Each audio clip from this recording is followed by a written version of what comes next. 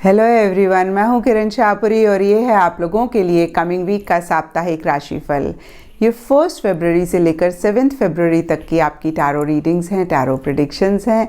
और अगर आपके मन में ये सवाल आ रहा है कि भाई किस साइन के हिसाब से आपको ये रीडिंग देखनी चाहिए, तो प्लीज़ जिस भी साइन से आप सबसे ज़्यादा कनेक्ट करते हैं या जिस साइन के हिसाब से आप शुरू से अपनी रीडिंग्स को देखते आए हैं, पढ़ते आए हैं, आप उसी साइन को फॉलो करें या फिर उसी साइन के हिसाब से इस रीडिंग को देखें। तो चलिए जी शुरू करते हैं कमिंग वीक का साप्ताहिक राशिफल। तो लियोज, आप लोगों के लिए देखें कि कमिंग वीक क्या लेकर आ रहा है, क्या एनर्जीज़ हैं। तो हमारे पास प्रोफेशनल लाइफ के लिए कार्ड्स हैं ace of pentacles and half.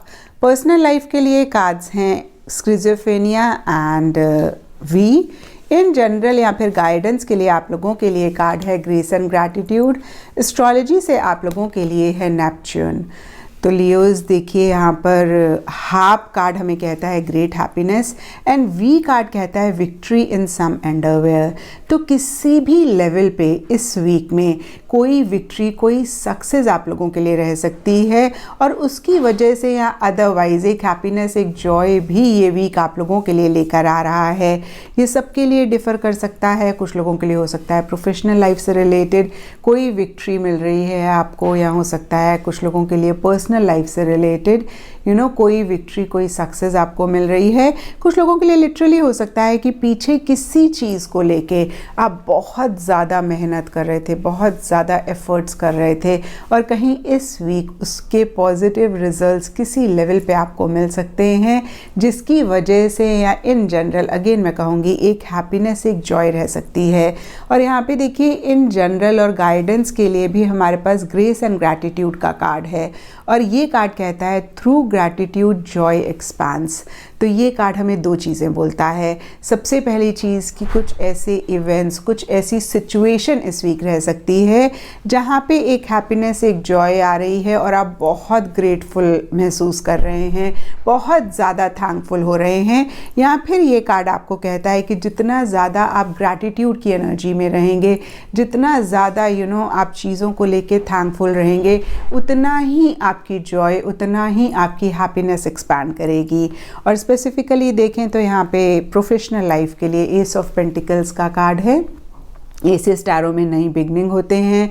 Pentacles कहीं स्टेबिलिटी और सिक्योरिटी की बात करते हैं। तो ऐसी ही एनर्जीज़ आपकी प्रोफेशनल लाइफ में रहती हुई दिख रही हैं जहाँ पे एक नई बिगनिंग हो सकती है। और ये नई बिगनिंग अगेन मैं कहूँगी कि स्टेबिलिटी और सिक्योरिटी आपकी लाइफ में ला रही है, क्योंकि पेंटिकल्स मनी का भी कार्ड होता है। तो पैसे से रिलेटेड फ़ायदा हो सकता है, फाइनेंशियल गेन हो सकता है। पेंटिकल्स लैंड और प्रॉपर्टी का भी कार्ड होता है। तो हो सकता है लैंड और प्रॉपर्टी से रिलेटेड कुछ इश्यूज़ या कुछ चीज़ें चल रही हैं या इन चीज़ों पे आपका फोकस है। और देखिए अगेन अगर हम नई बिगनिंग की बात करें तो ये सबके लिए डिफ़र कर सकता है। कुछ लोगों के लिए हो सकता है नया ऑफिस है, नई जॉब है, पुरानी चीज़ों को नए तरीके से कर रहे हैं, नया प्रोजेक्ट है, अपने पुराने ऑफिस को नए तरीके से बना रहे हैं, रेनोवेट कर रहे हैं।